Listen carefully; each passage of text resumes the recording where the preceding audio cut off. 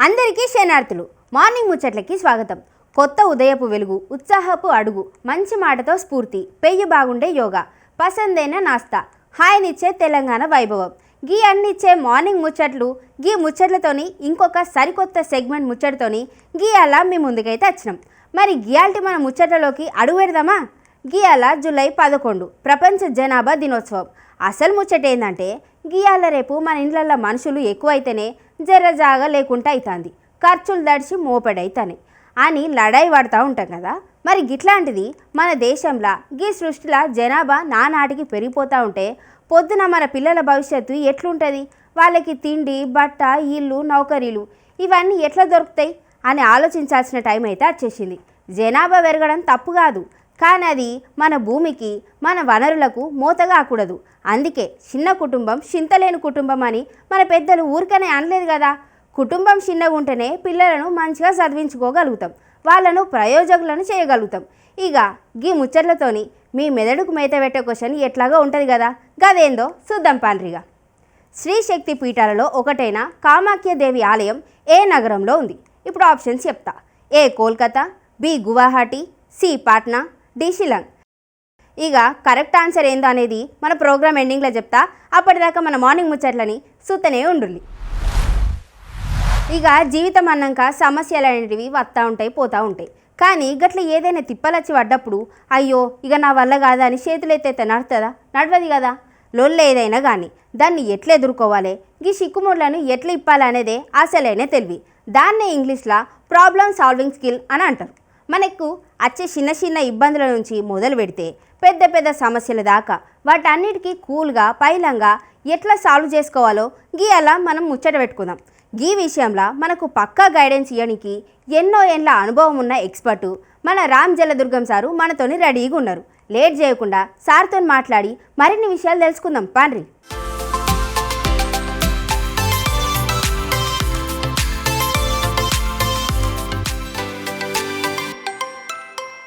మీరు ఏం చేస్తున్నా సరే మీ జీవితంలో సమస్యలను పరిష్కరించే నైపుణ్యం చాలా ప్రధానం. ఆ సమస్య ఏదైనా అవచ్చు, వ్యక్తిగత జీవితంలో కావచ్చు, సామాజిక జీవితంలో కావచ్చు, మీ వృత్తి జీవితంలో కావచ్చు, మీ వ్యాపార జీవితంలో కావచ్చు, మీ బంధాల్లో కావచ్చు, ఏదైనా సరే ఒక సమస్య వస్తే ఆ సమస్యను పరిష్కరించడం అన్నది గొప్ప నైపుణ్యం. అలా సమస్యలు పరిష్కరించగల నైపుణ్యం ఉన్న వాళ్ళకి ఉద్యోగంలో మంచి డిమాండ్ ఉంటుంది, సమాజంలో గొప్ప గౌరవం ఉంటుంది, కుటుంబంలో కూడా పెద్దగా గౌరవిస్తారు. ఎందుకంటే మీకు సమస్యలు పరిష్కరించే స్కిల్ ఉంది కాబట్టి. అలా పరిష్కరించలేని వాళ్ళ జీవితం ఎలా ఉంటుందంటే ఇతరుల మీద ఎక్కువగా ఆధారపడడం, చాలా పూర్ డెసిషన్ మేకింగ్, వాళ్ళు తీసుకునే నిర్ణయాలు చాలా బలహీనంగా ఉండడం, ఇంపల్సివ్ డెసిషన్స్ అంటే అప్పటికప్పుడు నిర్ణయాలు తీసేసుకోవడం, ఏది అనిపించిందో అది చేస్తూ ముందుకెళ్ళడం, అందులో ఉన్న బాగోగులు చూడకపోవడం, వెనక ముందు ఆలోచించకపోవడం, వాటి పరిణామాలని బేరీజు వేయలేకపోవడం, ఇవన్నీ వచ్చే పెద్ద నష్టాలు. సమస్య పరిష్కార దిశగా మీరు జీవితం ఉంటే చిన్నప్పటి నుంచి పిల్లల దగ్గర నుంచి పెద్దల వరకు ఈ సమస్యను పెద్దదిగా చూసి సమస్యకు బలైపోయి సమస్య వల్ల ఎదగకుండా పోయిన వాళ్ళుగా కాకుండా సమస్య పరిష్కరించగలిగితే మీరు ఎటువంటి పెద్ద సమస్యనైనా సరే ముందుకు వెళ్ళడానికి ఇది అడ్డంకి కాదు అనే ధైర్యంతో ముందుకెళ్తారు. మీరు ఏదైనా ఒక టీంతో పనిచేస్తుంటే టీంలో ఎవరైనా సరే ప్రాబ్లంని సరిగ్గా అర్థం చేసుకోకపోతే, ఇదేదో జీవితంలో ఎప్పుడూ రాని ప్రాబ్లంగా మీరు చూడగలిగితే చాలామంది ఫ్రీజ్ అయిపోతారు. ఏ యాక్షన్ లేకుండా, ఏ నిర్ణయాలు తీసుకోకుండా, ఏ చర్యలు తీసుకోకుండా ఆగిపోతారు. ఆగిపోతే దాని అర్థం అభివృద్ధి ఆగిపోయినట్లు అర్థం. ఇలా అభివృద్ధి ఆగిపోతే, సమస్యలు పరిష్కరించకపోతే ఇంకొకరు మీ పక్కనున్న వాళ్ళు, మీతో పాటు పనిచేస్తున్న వాళ్ళు ఎవరికైతే ఈ స్కిల్స్ తెలుసో వాళ్ళు ముందుకు వెళ్తూ ఉంటారు. చాలాసార్లు వీళ్ళు ఎందుకు మనం ముందుకు వెళ్ళలేదో, అవతల వాళ్ళు ఎందుకు వెళ్తున్నారో తెలియక తికమకం అవుతుంటారు. ఈ లోపలే ఇంకోరు డెవలప్ అవ్వడం మీరు చూస్తూ ఉంటారు. సమస్యలను ఎలా పరిష్కరించాలి, వాటికి మార్గాలు ఏంటి, మనం ఒక్కసారి పరిశీలిద్దాం. నెంబర్ 1, సమస్యను సంపూర్ణంగా అర్థం చేసుకోవడం. అసలు ఇది సమస్యేనా, ఫర్ ఎగ్జాంపుల్ మీరు ఆఫీస్కి వెళ్ళాలనుకుంటే ట్రాఫిక్ బాగా ఉంది. ఇప్పుడు సమస్య ఏంటి? సమస్య ఆఫీస్కి వెళ్ళడం సమస్య, ట్రాఫిక్ సమస్య. అసలు ఆఫీస్కి వెళ్ళడమే సమస్యగా చూస్తే ఆఫీస్ మానేద్దామని అనిపిస్తుంది. ట్రాఫిక్కే సమస్య అనుకుంటే ఈ సిటీని వదిలి వెళ్ళిపోదామని అనిపిస్తుంది. మరి సమస్య ఏంటి? ఆ సమస్యను పూర్తిగా అర్థం చేసుకోవాలి. మీరు ఆలస్యంగా బయలుదేరడం సమస్య, మీరు ఇంటికి దూరంగా ఉండడం వల్ల సరిగ్గా ప్లాన్ చేసుకోకపోవడం సమస్య, పొద్దునే నిద్ర లేకపోవడం సమస్య. సమస్యను సంపూర్ణంగా అర్థం చేసుకోవడం నెంబర్ 1. దీన్ని డిఫైనింగ్ ద ప్రాబ్లం అంటారు. ఈ ప్రాబ్లమ్ని సాల్వ్ చేయాలనుకుంటే ఉన్న ఆప్షన్స్ ఏంటివి, ఎట్లాంటి మనకు ఆల్టర్నేటివ్స్ ఉన్నాయి, ఆల్టర్నేటివ్స్ని జనరేట్ చేయడం, ఆలోచించడం, క్రియేట్ చేయడం, సృష్టించడం, ఆలోచించడం బాగా. ఇలా ఆలోచించడం ద్వారా చాలా పరిష్కారాలు దొరకచ్చు. ఉదాహరణకు నేను తీసుకున్న ట్రాఫిక్కే చూద్దాం. మీరు తొందరగా బయలుదేరచ్చు, లేదా ఆప్షన్స్ ఇలా చేయాలనే కాదు ఎన్నో ఆలోచించవచ్చు. మీ ఆఫీస్కు దగ్గరగా ఇల్లు తీసుకోవటం, లేదా ట్రాఫిక్ తక్కువగా ఉన్న చోట మీ వెహికల్ ఏ వెహికలో మీరు అది ఆలోచించవచ్చు. అట్లాగే మీరు ఆఫీసులో పనిచేస్తున్నప్పుడు ఆఫీస్ టైమింగ్స్ గురించి జాగ్రత్తగా మీరు దృష్టిలో పెట్టుకోవచ్చు. మీకు ఒకవేళ అట్లాంటి ఎంపిక చాయిస్ ఉంటే ఉదయం వస్తారా, 2వ షిఫ్ట్ వస్తారా, 3rd షిఫ్ట్ వస్తారా అని ఆ షిఫ్ట్ను మీరు నిర్ణయించుకోవచ్చు. ఇట్లాంటి ఆప్షన్స్ ఏవైతే ఉన్నాయో సమస్యకి ముందు ఆప్షన్స్ రాయటం, ఆ తర్వాత ఏ ఆప్షన్ మనం ఇంప్లిమెంట్ చేయగలిగిందిగా ఉందో ఆలోచించాలి. ఉదాహరణకు ప్రతిసారి ఇల్లు మారడం అనే ఆప్షన్ అంత ఈజీ కాకపోవచ్చు, కంపెనీ మారడం అన్న ఆప్షన్ ఈజీగా మీకు దొరకకపోవచ్చు, కానీ మీకు దగ్గరగా ఉన్న ఆప్షన్ ఏంటో చూడండి. అంటే సమస్య పరిష్కారం ఊరికే ఒక్కసారి చిటిక వేస్తే వచ్చేది కాదు. ఈ సమస్య పరిష్కారానికి మీరు ప్రత్యేకంగా శ్రద్ధగా కూర్చుని బ్రెయిన్ స్టార్మింగ్ చేయాల్సి ఉంటుంది. దీన్నే మేధోమదనం అంటాం. అది ఏదైనా కావచ్చు, చిన్న సమస్య కావచ్చు. కొంతమందికి మీకు ఏది చిన్న సమస్య ఇంకోరికి చాలా పెద్ద సమస్యగా కనిపిస్తుంది, ఇంకోరి పెద్ద సమస్య మీకు చాలా చిన్న సమస్యగా కనిపించవచ్చు. సమస్య ఏదైనా సమస్యే, కానీ ఏ సమస్యను పరిష్కరించాలనుకున్న పద్ధతి ఇదే. ముందుగా సమస్యను అర్థం చేసుకోవడం, సమస్యను డిస్క్రైబ్ చేయగలగడం, సమస్యకు సంబంధించిన సొల్యూషన్స్ని ఎన్ని రకాల సొల్యూషన్స్ ఉన్నాయో అవన్నీ ఐడెంటిఫై చేయడం, ఏ సొల్యూషన్ అయితే మనకు దగ్గరగా ఉందని మనం నిర్ణయించుకోవడం, నిర్ణయం తర్వాత యాక్షన్ తీసుకోవడం, మీరు చర్య తీసుకోవడం. ఇంత జాగ్రత్తగా మీరు బాగా అనాలిసిస్ చేసిన తర్వాత మీరు తీసుకునే చర్యలో ఖచ్చితంగా పాజిటివ్గానే ఉంటుంది, మీకు మంచి ఫలితాలు ఇచ్చేదిగానే ఉంటుంది. పైగా మీరు ప్రిపేర్డ్గా తీసుకున్న నిర్ణయం కాబట్టి ఏ ఫలితాలైనా సరే దానికి బాధ్యత వహించే ధైర్యం మీకు కలుగుతుంది. కాబట్టి సమస్యకు భయపడకుండా సమస్యను ఎదుర్కోవడానికి పరిష్కరించే దిశగా ముందుకెళ్తే వాళ్లకు సమాజంలో చాలా డిమాండ్ ఉంది, అందరూ మెచ్చుకుంటారు. పైగా మీలాంటి వాళ్ళు వాళ్ళ టీంలోనో వాళ్ళ కుటుంబంలోనో ఉండాలని అనుకుంటారు. మీరు కూడా సమస్య పరిష్కరించే మనస్తత్వమే మీకుంటే మిమ్మల్ని మీరు మెచ్చుకోండి.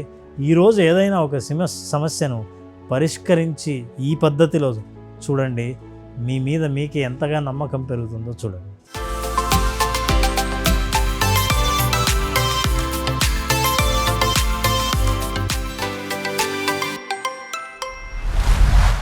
చూసిండ్రు కదా రామజలదుర్గం సారు ఎంత చక్కగా చెప్పిండ్రో. సమస్య అనేది ఎంత పెద్దదైనా కావచ్చు, కానీ దాన్ని చూసి గాబర పడకుండా ముందుగాల అసలు తిప్పలు ఎక్కడుంది, దాన్ని ఎట్లా క్లియర్ చేయాలని ఆలోచిస్తే పని అయిపోతుంది. సార్ చెప్పినట్టు గా ప్రాబ్లమ్ సాల్వింగ్ స్కిల్ కనుక మనకు అలవాటు చేసుకుంటే లైఫ్లో ఏ కష్టం వచ్చినా అస్సలు భయపడం. మనకి ఎంతో విలువైన సమయాన్ని ఇచ్చి మంచి విషయాలు చెప్పినందుకు రామజలదుర్గం సార్కి మన ఛానల్ తరపున ప్రేక్షకుల తరపున పెద్ద థ్యాంక్స్. ఇక గట్లనే మన ఆరోగ్యాన్ని మెరుగుపరిచే బ్యాలెన్సింగ్ ఆసనాల గురించి మర్చిపోవద్దు కదా. గందుకే గీయాల మీకోసం కిరాక్ బ్యాలెన్సింగ్ యోగాసనాలు అయితే తీసుకొని వచ్చిన. మన సోకాడు ఉండక బాడీ అదుపు తప్పి ఆగమాగమైపోతున్నారా? అయితే మీకు గీ బ్యాలెన్సింగ్ ఆసనాలు సీక్వెన్స్ మస్తు పనిచేస్తాయి. తాటి చెట్టు లెక్క స్ట్రైట్గా నిలబడి చేసే గీ ఆసనాలతోని బాడీ బ్యాలెన్సింగ్ ఎట్లుంటుందో చూద్దాం. ఇంకెందుకు లేటు, నవ్యక్కతోని కలిసి గీ యోగాసనాలు ఎట్లా చేయాలో చూసి నేర్చుకుందాం. నమస్తే, నా పేరు నవ్య. నేను బోధి స్కూల్ ఆఫ్ యోగాలో ట్రైనర్గా పనిచేస్తున్నాను. మనం ఇప్పుడు బ్యాలెన్సింగ్ ఆసన సీక్వెన్స్ని నేర్చుకుందాం. First vrikshasana, come to tadasana, భుజాన్ని వెనక్కి తీసుకొని రైట్ని బెండ్ చేసి right foot left inner thigh మీద ప్లేస్ చేసి హ్యాండ్స్ సైడ్కి స్ట్రెచ్ చేసి శ్వాస తీసుకొని శ్వాస వదులుతూ రెండు పామ్స్ని జాయిన్ చేసి ఎదురుగా చూస్తూ బ్యాలెన్స్ చేయాలి. ఈ వృక్షాసన వల్ల మన కాన్సన్ట్రేషన్ ఇంక్రీజ్ అవుతుంది, స్ట్రెంగ్త్ పెరుగుతుంది. ఒక 10 సెకండ్స్ శ్వాస తీసుకొని శ్వాస వదులుతూ బ్యాలెన్స్ చేద్దాం ఆసనం. శ్వాస తీసుకొని శ్వాస వదులుతూ ఆసనాన్ని హోల్డ్ చేయండి.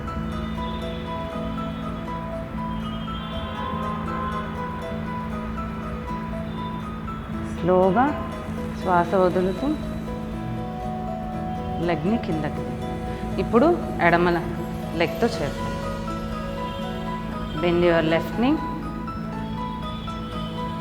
రైట్ థై మీద ప్లేస్ చేస్తూ రెండు హ్యాండ్స్ని స్ట్రెచ్ చేస్తూ స్లోగా శ్వాస వదులుతూ రెండు పామ్స్ని జాయిన్ చేస్తూ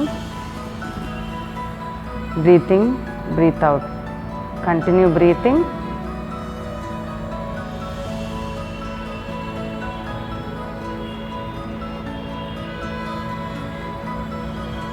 స్లోగా రిలాక్స్. ఇప్పుడు virabhadrasana 3. Tadasana. Roll your shoulders back.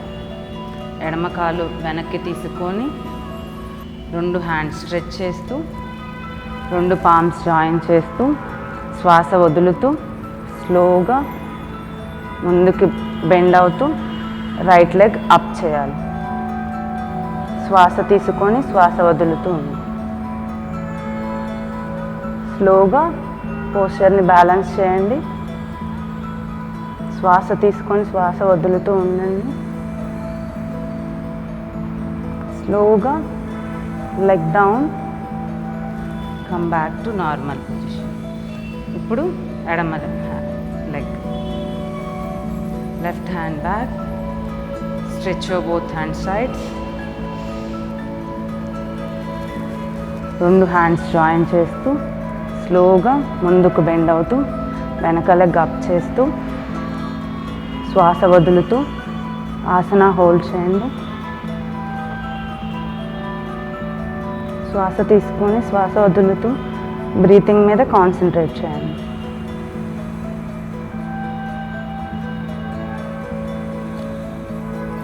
Slowly relax. Come back to Tadasana. Natarajasana. స్లోగా right leg back, right leg bend your రైట్ని రైట్ యాంకిల్ హోల్డ్ చేస్తూ ఎడమ చేతిని ముందుకు స్ట్రెచ్ చేస్తూ శ్వాస వదులుతూ ముందుకు బెండ్ అవ్వాలి. శ్వాస తీసుకొని శ్వాస వదులుతూ ఉంది.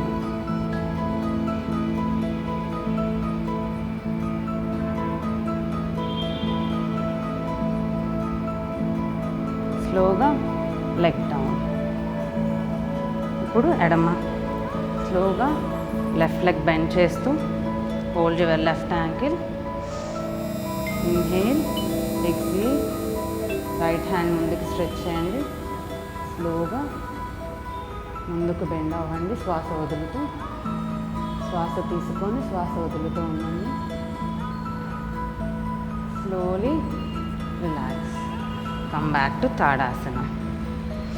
అర్ధచంద్రాసన. Right leg back,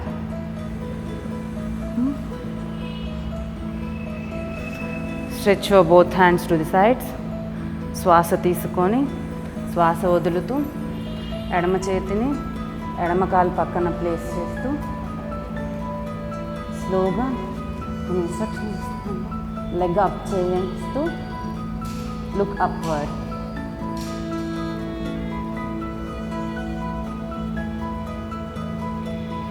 continue breathing. Slowly leg down, come back to Tadasana. Standing Suchirandrasana.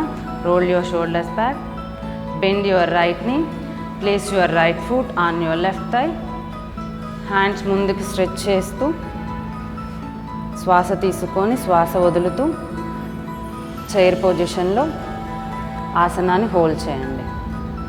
శ్వాస తీసుకొని శ్వాస వదులుతూ హోల్డ్ చేయండి ఆసనం.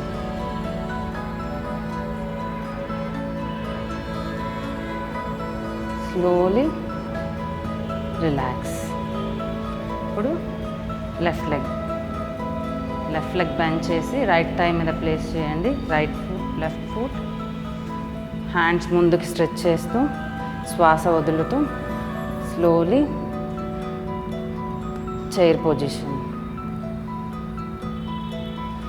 శ్వాస తీసుకొని శ్వాస వదులుతూ ఆసన హోల్డ్.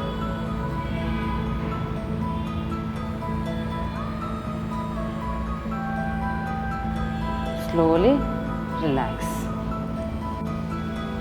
ఈరోజు మనం వృక్షాసన, నటరాజాసన, వీరభద్రాసన 3, అర్ధచంద్రాసన, అలాగే సీటెడ్ సుచిరంధ్రాసన నేర్చుకున్నాం. వీటి వల్ల ఈ బ్యాలెన్సింగ్ ఆసనాస్ వల్ల మన కాన్సన్ట్రేషన్ ఇంక్రీజ్ అవుతుంది, స్ట్రెంగ్త్ పెరుగుతుంది, అలాగే మెమరీ పవర్ కూడా ఇంక్రీజ్ అవుతుంది. నెక్స్ట్ ఎపిసోడ్లో ఇంకొన్ని బ్యాలెన్సింగ్ ఆసనాస్ నేర్చుకుంటాం.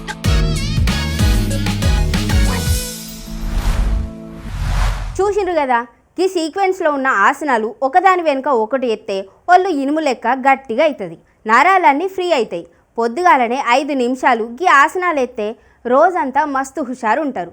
ఏకాగ్రత పెరగాలంటే ఇవి బెస్ట్ యోగాసనాలు, మర్చిపోకుండా చెయ్యులి. మరి ఇక ఎటు చూసినా ఇప్పుడు అందరూ ఆరోగ్యం గురించే మాట్లాడుకుంటున్నారు. తిండి దగ్గర నుంచి వ్యాయామం దాకా అన్ని పద్ధతి ఉండాలని కోరుకుంటున్నారు. ఇక పొద్దుగాల లేవంగానే అందరికీ ఒకటే తిప్పలు, గియాల ఏం టిఫిన్ చేయాలి, ఏం తింటే ఒంటికి మంచిది అని. రోజువారీ దోశలు, ఇడ్లీలు తిని బోర్ కొట్టిందా? అయితే గియాల మీకోసం జల్ది అయిపోయే ఒక నాస్తాను పట్టుకొని వచ్చిన. గదేనుల్లా స్క్రాంబుల్డ్ ఎగ్ విత్ వెజిటబుల్స్. అదే మన భాషలో చెప్పాలంటే కూరగాయల ముక్కలన్నీ వేసి గుడ్డును కలగూర గంపలాగా పొరటు చేయడం. గిదే కోడిగుడ్డులు ఉండే ప్రోటీన్లు, మనం వేసే కూరగాయలలో ఉండే విటమిన్లు అన్నీ కలిసి పొద్దుగాల ఒంటికి గట్టి బలాన్ని ఇస్తాయి. పైగా తింటే కడుపు నిండుగా ఉంటుంది. మరి గింత జబర్దస్త్ నాష్టాన్ని ఎట్లా చేయాలనో, దానికి ఏమేం కావాలనో చూసేద్దాం పాన్రి. నమస్కారం, వెల్కమ్ టు స్మార్ట్ బ్రేక్ఫాస్ట్. నా పేరు జ్యోతిర్మయి న్యూట్రిషనిస్ట్. ఈరోజు మనం చేసుకోబోయే రెసిపీ ఏంటంటే స్క్రాంబుల్డ్ ఎగ్ విత్ వెజీస్ అనమాట. సో స్క్రాంబుల్డ్ ఎగ్ విత్ వెజీస్కి కావాల్సిన పదార్థాలు ఏంటో ఇప్పుడు చూసేద్దాం. గుడ్లు, చాప్డ్ ఆనియన్, టొమాటో, క్యాప్సికమ్ ముక్కలు, గ్రీన్ చిల్లీస్, కొత్తిమీర, జింజర్ గార్లిక్ పేస్ట్, ఉప్పు, పెప్పర్ పౌడర్, నూనె, chilli flakes, oregano. Scrambled egg with veggies కావాల్సిన పదార్థాలు చూసారు కదండి. ఇప్పుడు తయారీ విధానం చూద్దాం. సో స్క్రాంబుల్డ్ ఎగ్ అనగానే ఎగ్ అనేది చాలా ఇంపార్టెంట్, మనందరికీ తెలుసు. సో ఇక్కడ నేను ఎగ్స్ని తీసుకున్నాను. ఎగ్స్ అనేది చాలా న్యూట్రిషియస్ అండి. అండ్ మనకి దీంట్లో 9 ఎసెన్షియల్ అమినో యాసిడ్స్ అంటాము. అంటే ప్రోటీన్ కంటెంట్ అనేది కంప్లీట్ ప్రోటీన్ అంటాము. ఆ కంప్లీట్ ప్రోటీన్ అనేది మనకి ఎగ్స్లో ఉంటుంది. చాలా తక్కువ డబ్బులతో ఎక్కువ న్యూట్రిషియస్ అందించేది ఏంటంటే ఎగ్సే అనమాట. ఎగ్స్లో చూసుకున్నట్టయితే ప్రోటీన్ ఎలాగా ఉంటుంది అని మనందరికీ తెలుసు. ప్రోటీన్తో పాటు మిగతా వైటమిన్స్ ఎక్సెప్ట్ వైటమిన్ సి, అంటే వైటమిన్ సి ఒకటి వదిలేసి మిగతా ఎన్ని వైటమిన్స్ ఉన్నాయో ఆ వైటమిన్స్ అన్నీ ఎగ్లో ఉంటాయి అన్నమాట. అందుకే పిల్లలకి కానీ పెద్దలకి కానీ ఎగ్ కంపల్సరీ ఒకటన్నా ఇవ్వాలని చెప్తూ ఉంటాం అనమాట. సో ఇలాంటి ఎగ్ తోటి మార్నింగ్ కనుక మీరు తీసుకున్నట్టయితే డే అంతా మనకి చాలా ఎనర్జెటిక్గా ఉంటుందన్నమాట. సో అలాంటి డిషే మనం ఈరోజు చేసుకోబోతున్నాము. సో దీనికి మనం ఏం చేయాలో చెప్తాను. ఫస్ట్ ఒక బౌల్ తీసుకోవాలి. ఎగ్స్ని బీట్ చేసేసుకుందాము.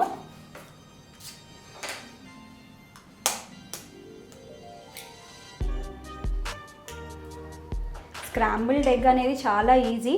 అండ్ మార్నింగ్ బ్రేక్ఫాస్ట్ అనగానే చాలామంది ఎగ్స్ తినేస్తూ ఉంటారు అలా బాయిల్ చేసుకొని. ఇలా మనం వెజ్జీస్ ఎక్కువగా యాడ్ చేసి తీసుకుంటే కూడా చాలా బెటర్గా ఉంటుంది. ఇప్పుడు దీన్ని బీట్ చేసేసుకుందాం.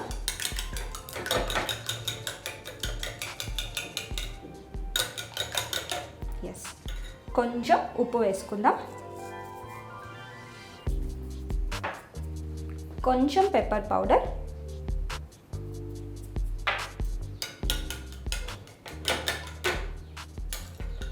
ఎస్. సో ఇది మిక్స్ అయిపోయిందండి. ఇప్పుడు మనం స్టవ్ వెలిగించేసుకుందాం.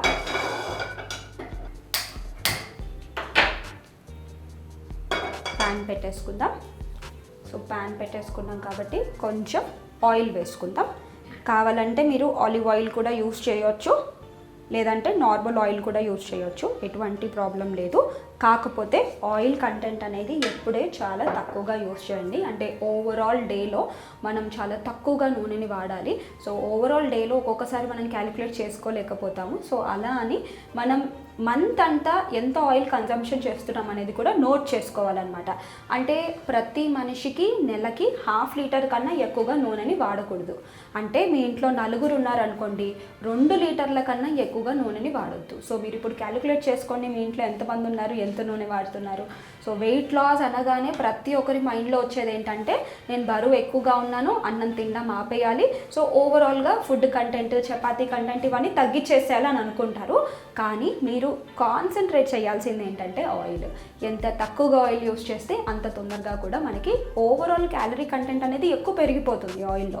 అందుకే మనకి ఓవరాల్ క్యాలరీస్ పెరగకుండా ఉండాలంటే నూనెని తగ్గించండి. సో చాలామంది ఇంకొక డౌట్ వస్తుంది, ఆయిల్ తగ్గించాం కదా నెయ్యి వాడుకోవచ్చా అని అంటూ ఉంటారు. నెయ్యి కానివ్వచ్చు, ఆయిల్ కానివ్వచ్చు, 2 సేమ్ క్యాలరీస్ ఉంటాయి. అంటే మీరు ఇంట్లో నెయ్యి వాడినా, నూనె వాడినా, ఇప్పుడు 4కి 2 లీటర్లు అని చెప్పాను, 1 లీటర్ నెయ్యి వాడుకోవచ్చు, 1 లీటర్ నూనె కూడా వాడుకోవచ్చు. అండ్ నూనెలో కూడా మనం ఖచ్చితంగా ఫిల్టర్డ్ ఆయిల్స్ మట్టికే వాడాలి. ఫిల్టర్డ్ ఆయిల్స్ అంటే ఏంటి, మనం సీడ్ని ప్రెస్ చేసి తీస్తాం కదండి, దాన్ని ఫిల్టర్డ్ ఆయిల్స్ అంటారు.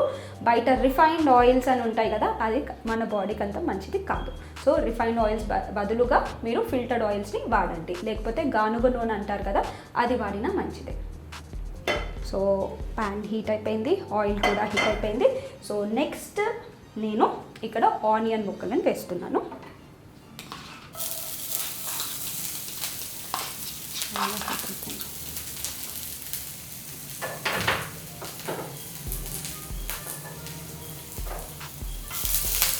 కొంచెం జింజర్ గార్లిక్ పేస్ట్ వేస్తున్నాను.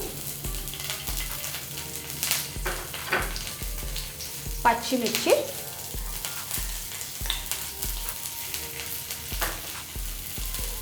ఒకసారి ఇది కలిపేద్దాం.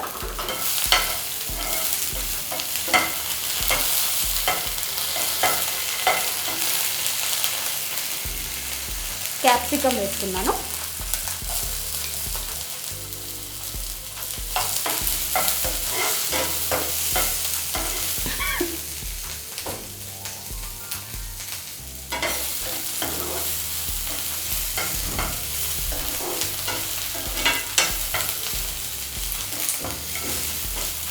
నెక్స్ట్ నేను టొమాటోని వేస్తున్నాను.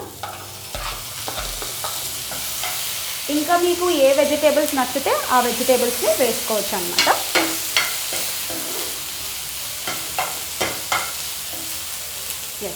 నెక్స్ట్ కొంచెం ఉప్పుని వేసుకుందాం. ఆల్రెడీ మనం ఎగ్లో ఉప్పు వేసుకున్నాం కాబట్టి కొంచెం తక్కువగా వేసుకోవాలి. దాని తర్వాత కొంచెం చిల్లీ ఫ్లేక్స్, నెక్స్ట్ ఆరిగానో, ఇవన్నిటిని ఒకసారి కలిపేద్దాం.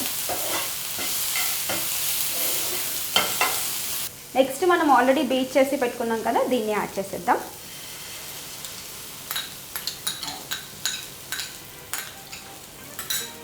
ఎస్,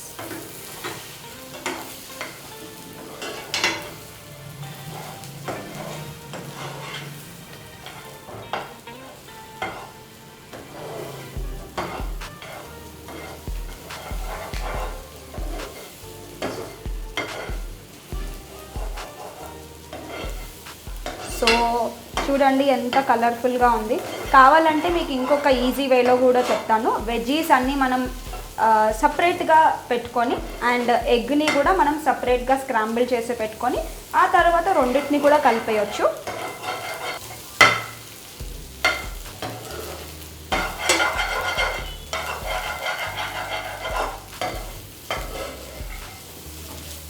సో ఇది అయిపోయిందండి, స్టవ్ ఆపేద్దాం.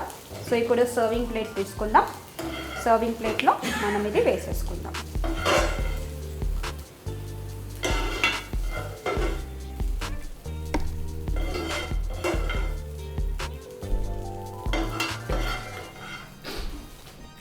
ఎస్, సో ఇదైతే రెడీ అయిపోయిందండి. ఇందాక నేను చెప్పినట్టు మనకి ఎగ్లో అన్ని వైటమిన్స్ కవర్ అవుతాయి అని చెప్పాను, except vitamin C. Vitamin C అనేది మన బాడీకి చాలా ఇంపార్టెంట్ అండి. ఇది ఇమ్యూనిటీ డెవలప్మెంట్కి బాగా హెల్ప్ అవుతుంది.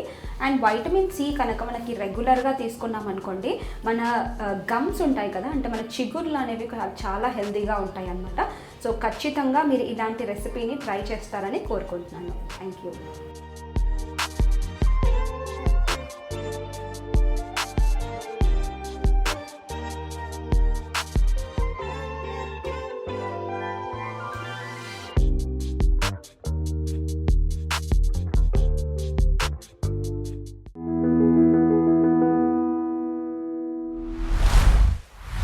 చూసిండ్రు కదా ఎంత జల్ది అయిపోయిందో.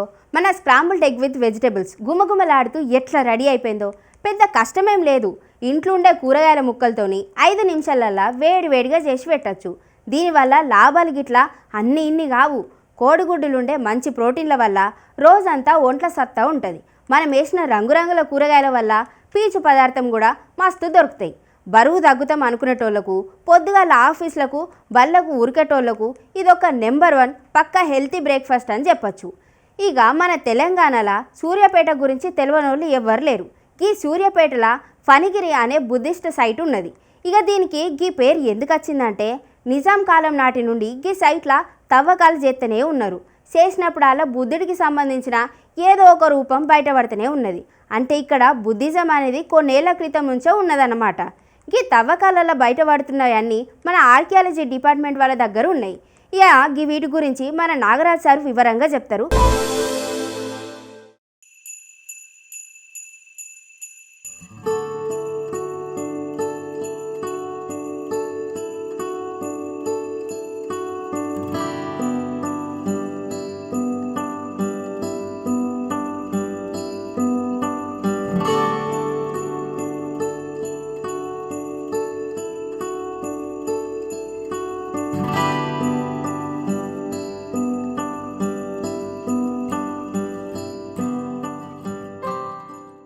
నమస్తే అండి, నా పేరు doctor P Nagaraj, deputy director మ్యూజియంగా డిపార్ట్మెంట్ ఆఫ్ ఆర్కియాలజీ మ్యూజియంలోని పనిచేస్తున్నాను. ఈ యొక్క తెలంగాణ రాష్ట్రంలోని అనేకమైన ప్రాంతాల్లోని అనేకమైన తొలి చారిత్రక యుగానికి సంబంధించిన ఆనవాలన్నింటినీ కూడా డిపార్ట్మెంట్ ఆఫ్ ఆర్కియాలజీ మ్యూజియం వారు సాంకేతిక సిబ్బందితో సర్వే చేయించేసి ఎక్స్ప్లోరేషన్స్ కండక్ట్ చేసిన తర్వాత ఈ యొక్క రిపోర్ట్ని, టెక్నికల్ రిపోర్ట్ని సబ్మిషన్ చేసిన తర్వాత దాని ఆధారంగా ఆ యొక్క తొలి చారిత్రక యుగానికి సంబంధించిన ప్రదేశాల్లోని ఎక్స్కవేషన్స్, త్రవ్వకాలకు ప్రపోజల్ చేయడం జరిగింది. ఆ త్రవ్వకాలకు ప్రపోజల్ చేసిన తర్వాత డిపార్ట్మెంట్ ఆధ్వర్యంలోని అనేకమంది తొలి చారిత్రకానికి సంబంధించిన ప్రాంతాల్లోని త్రవ్వకాలను చేపట్టడం జరిగింది. అలాంటి త్రవ్వకాలు చేపట్టడానికి సంబంధించిన ప్రాంతంలోని ప్రముఖమైన ప్రాంతం ఈ యొక్క ధూళికట్ట ప్రాంతం. ఈ ధూళికట్ట అనేది కరీంనగర్ జిల్లాలోని ఎలిగేడు అనే గ్రామంలో కలదు. అయితే ఇది దాదాపుగా ఈ ధూళికట్ట అనే బౌద్ధ స్తూపం దాదాపుగా 18 ఎకరాల విస్తీర్ణంలోని విస్తరించి ఉంది. ఈ ప్రాంతంలో కూడా department of archaeology and museum ఆధ్వర్యంలోని 1961 నుంచి కూడా 85 వరకు అనేక సార్లు ఈ యొక్క డిపార్ట్మెంట్ ఆఫ్ ఆధ్వర్యంలోని త్రవ్వకాలను చేపట్టడం జరిగింది. ఈ త్రవ్వకాల్లోని అనేకమైన నిర్మాణాలు, అనేకమైన పురావస్తు ఆధారాలను డిపార్ట్మెంట్ వరకు కనుక్కొనటం జరిగింది. అలాంటి ఆధారాల్లో చూసుకున్నట్టయితే అనేకమైన మట్టి గోడలను కనుగొనటం జరిగింది. దాంతోపాటే ఆ యొక్క మట్టి గోడకు ఒక 4 వైపులా ఈ యొక్క బ్యాస్టిన్స్ని కూడా ఉండటం మేము గమనించడం జరిగింది. దాంతోపాటే ఆ యొక్క మట్టి గోడల ఆ ప్రాంతంలోనే అది ఒక పెద్ద కోటగా, అంతే 30 వాల్ సిటీలోని ఇది వన్ ఆఫ్ సిటీగా ప్లినీ అనే చరిత్రకారుడు 30 వాల్ సిటీస్ తెలంగాణలో ఉన్నాయని చెప్పడం జరిగింది. అతని యొక్క ఆ చారిత్రక ఆధారాల నేపథ్యంలోని ధూళికట్ట అనేది 30 వాల్ సిటీ టౌన్ సిటీలోని ఒకటిగా చెప్పవచ్చును. ఈ ప్రాంతంలో జరిపిన త్రవ్వకాల్లోని అనేకమైన పురావస్తు ఆధారాలను బయలుపడటం కాకుండా అనేకమైన పంచమార్కుడ్ కాయిన్స్ బయటపడటం జరిగింది. అదేవిధంగా రోమన్కు సంబంధించిన సిల్వర్ కాయిన్స్ను కూడా ఈ ప్రాంతంలోని ఈ యొక్క సైట్లోని బయలుపడటం జరిగింది. దాంతోపాటు శాతవాహనులు, క్రీస్తుపూర్వం 1వ శతాబ్దానికి సంబంధించిన శాతవాహనులు, అదేవిధంగా 3-4 శతాబ్దాలకు సంబంధించిన ఇక్ష్వాకులకు సంబంధించిన అనేకమైన లెడ్ కాయిన్స్ని కూడా ఈ ప్రాంతంలోని త్రవ్వకాల్లోని బయలుపడటం జరిగింది. వాటితో పాటే అనేకమైన ముద్రలు, సీల్స్ని కూడా ఈ యొక్క ధూళికట్ట ప్రాంతంలోని ఈ యొక్క త్రవ్వకాల్లోని బయలుపడటం జరిగింది. వాటితో పాటే పూసలు, గాజులు డిఫరెంట్ టైప్స్ ఆఫ్ గాజులను కూడా ఈ ప్రాంతాల్లో మేము కనుగొనటం జరిగింది. వాటితో పాటే ఈ యొక్క బ్రహ్మి, ఆ తర్వాత ప్రాకృత లాంగ్వేజ్ సంబంధించిన ఇన్స్క్రిప్షన్స్ని కూడా ఈ త్రవ్వకాల్లోని బయలుపడటం జరిగింది.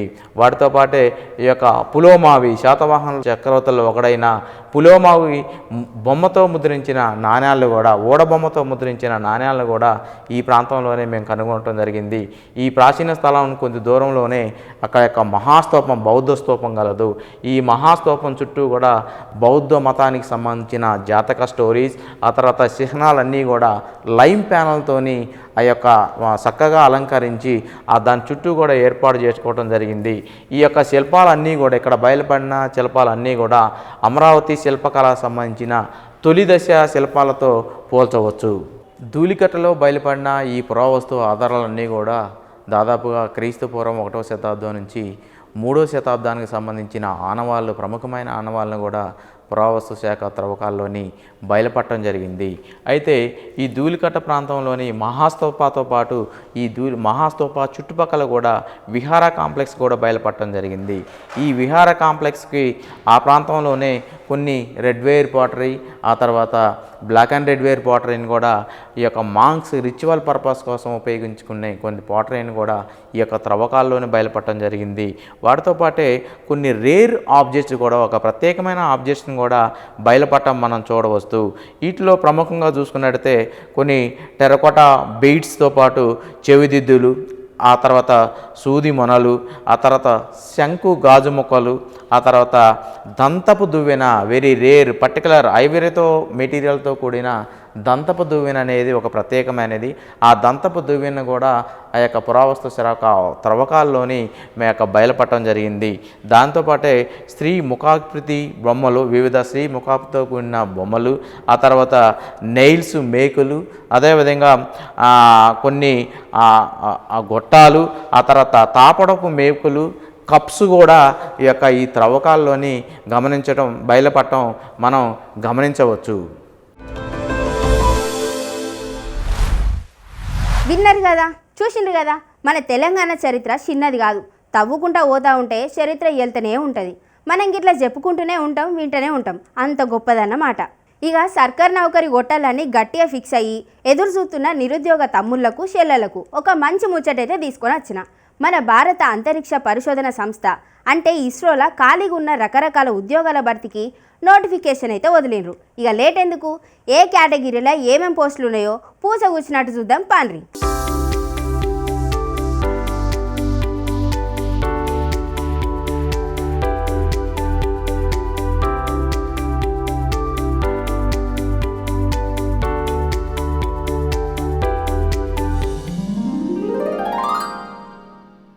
కేటగిరీ 1 టెక్నీషియన్ పోస్టులు. ముందుగా అలాగే టెక్నీషియన్ పోస్టుల ముచ్చట కొత్తే టెక్నీషియన్ బి ఎలక్ట్రానిక్స్ మెకానిక్ 8 పోస్టులు ఉన్నాయి. టెక్నీషియన్ బి కార్పెంటర్ 1 పోస్ట్ ఉంది. డ్రాఫ్ట్స్మ్యాన్ బి సివిల్ 1 పోస్ట్ ఉంది. డ్రాఫ్ట్స్మ్యాన్ బి మెకానికల్ 1 పోస్ట్ ఉంది. ఇక వీటికి కావాల్సిన చదువు ఏంటంటే, వీటిని అప్లై చేయాలంటే 10th క్లాస్ పాస్ అవడంతో పాటు ఆయా ట్రేడులలో ఐటీఐ, ఎన్టీసీ లేదా ఎన్ఏసి సర్టిఫికేట్ పక్కా ఉండాలి. జీతం గురించి చెప్పాలంటే ఈ నౌకరి దొరికితే నెలకు సుమారుగా 21,700 జీతం చేతికి వస్తుంది. కేటగిరీ 2 టెక్నికల్ అసిస్టెంట్ పోస్టులు. ఇక డిప్లొమా చదివినోళ్ళ కోసం చూస్తే టెక్నికల్ అసిస్టెంట్ ఎలక్ట్రానిక్స్ 6 పోస్టులు ఉన్నాయి. టెక్నికల్ అసిస్టెంట్ మెకానికల్ 1 పోస్ట్ ఉన్నది. దీనికి కావాల్సిన చదువు ఫస్ట్ క్లాస్లో డిప్లొమా పాస్ అయిన వాళ్ళు దీనికి అర్హులు. జీతం గురించి చెప్పాలంటే ఈ పోస్టులకైతే నెలకు అక్షరాల 44,900 వరకు జీతం ఇస్తారు. కేటగిరీ 3 సైంటిఫిక్ అసిస్టెంట్ పోస్టులు. డిగ్రీ చదివిన వాళ్ళకు కూడా ఇస్రోలో మంచి ఛాన్స్ వచ్చింది. సైంటిఫిక్ అసిస్టెంట్ కంప్యూటర్ సైన్స్ 4 పోస్టులు ఉన్నాయి. సైంటిఫిక్ అసిస్టెంట్ మ్యాథమెటిక్స్ 1 పోస్ట్ ఉన్నది. దీనికి కావాల్సిన చదువు ఫస్ట్ క్లాస్లో బీఎస్సీ డిగ్రీ పూర్తి చేసి ఉండాలి. ఈ నౌకరి కూడా నెలకు 44,900 దాకా జీతం అందుతుంది. Category 4 library assistant. లైబ్రరీ సైన్స్లో ఫస్ట్ క్లాస్లో మాస్టర్స్ డిగ్రీ కంప్లీట్ చేసిన వాళ్ళ కోసం లైబ్రరీ అసిస్టెంట్ ఒక్కటే పోస్ట్ ఉన్నది. దీనికి జీతం నెలకు 44,900 ఇస్తారు. Category 5 cook post. మంచిగా వంటలు చేయడంలో ఎక్స్పీరియన్స్ ఉన్నోళ్ళ కోసం కుక్ 2 పోస్టులు ఉన్నాయి. దీనికి కావాల్సిన చదువు అనుభవం 10th క్లాస్ పాస్ అయ్యి ఉండి వంట చేయడంలో 5 ఏళ్ల ఎక్స్పీరియన్స్ ఉండాలి. ఈ పోస్టుకు నెలకు 19,900 జీతం ఇస్తారు. ఇక వయోపరిమితి వయసు ఎంత ఉండాలనేది ఇప్పుడు చెప్తా. ఈ ఉద్యోగాలకు అప్లై చేయాలనుకునే అభ్యర్థుల వయసు 18 నుంచి 35 ఏళ్ల మధ్యలో ఉండాలి. రిజర్వేషన్లను బట్టి సర్కారు నిబంధనల ప్రకారం వయసుల సడలింపు కూడా ఉంటుంది. ఈ జూలై నెల 20వ తారీఖు 12 గంటల లోపే చేసుకోవాలి. గందుకే ఆగమాగం కాకుండా నిమ్మలంగా అప్లై చేసుకోవాలి. ఇంకేమైనా డౌట్లు ఉంటే పూర్తి వివరాల కోసం www.isro.gov.in అఫీషియల్ వెబ్సైట్ చూడండి. సర్కార్ నౌకరే మీ టార్గెట్ అయితే మాత్రం గింత మంచి ఛాన్స్ను వదిలిపెట్టకులి. గట్టి గొట్టులి గంతే. ఇక గిట్లనే మన యాదగిరి ఛానల్లో ప్రసారం అయ్యే సూపర్ ప్రోగ్రామ్స్ ఉన్నాయి. మరి వీటి గురించి కూడా యాదించుకోవాలి కదా, వాటి గురించి కూడా చెప్తా చూడండి.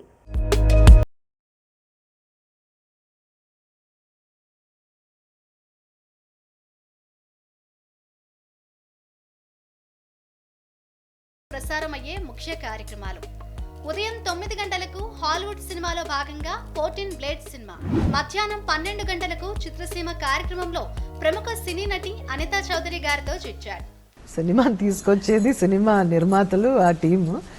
అవకాశం ఇచ్చినాక ఆ సినిమా ఒక స్టేజ్కి వెళ్ళడానికి అంతా ఒక 100 మందితో ఆమె అందులోంచి చిన్న ఒక వాటర్ డ్రాప్ లాగా అంతే.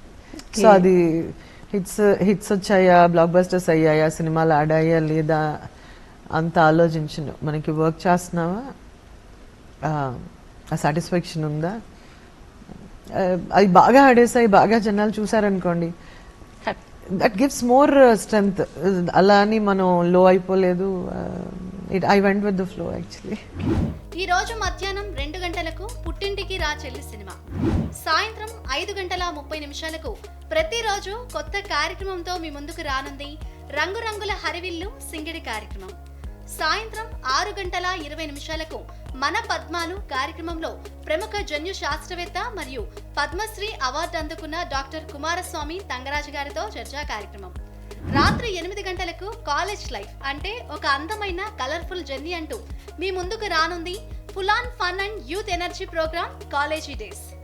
ఈ రోజు రాత్రి సినిమాలో దొంగాట సినిమా, జగపతి బాబు సౌందర్య జంటగా నటించిన ఫ్యామిలీ కామెడీ చిత్రం ఈ రోజు రాత్రి 9:30 తిరిగి రేపు మధ్యాహ్నం 2 గంటలకు.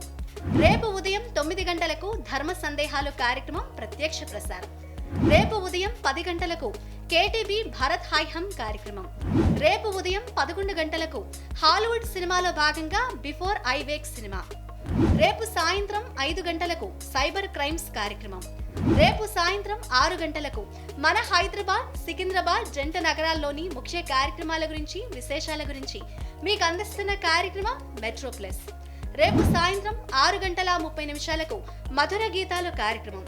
రేపు రాత్రి 8:30 చిత్రలహరి కార్యక్రమం. రేపటి రాత్రి 9:30 కన్న వయసు సినిమా. ఇక దూరదర్శన్లో ప్రసారమయ్యే తెలుగు వార్తలు ఉదయం 8 గంటలకు, మధ్యాహ్నం 1 గంటకు, రాత్రి 7 గంటలకు, రాత్రి 9 గంటలకు.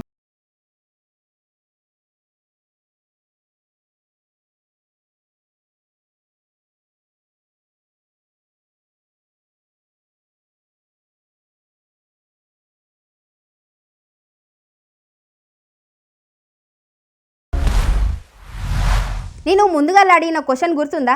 శ్రీశక్తి పీఠాలలో ఒకటైన కామాఖ్యాదేవి ఆలయం ఏ నగరంలో ఉంది అని.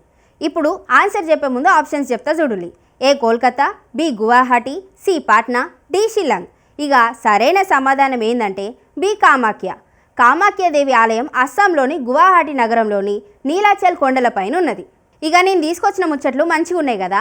ఇక మన మార్నింగ్ ముచ్చట్ల ప్రోగ్రాం గురించి మీ సలహాలు, సూచనలు మాకు మెయిల్ చేయండి. మా మెయిల్ ఐడి programs.yadagiri@gmail.com.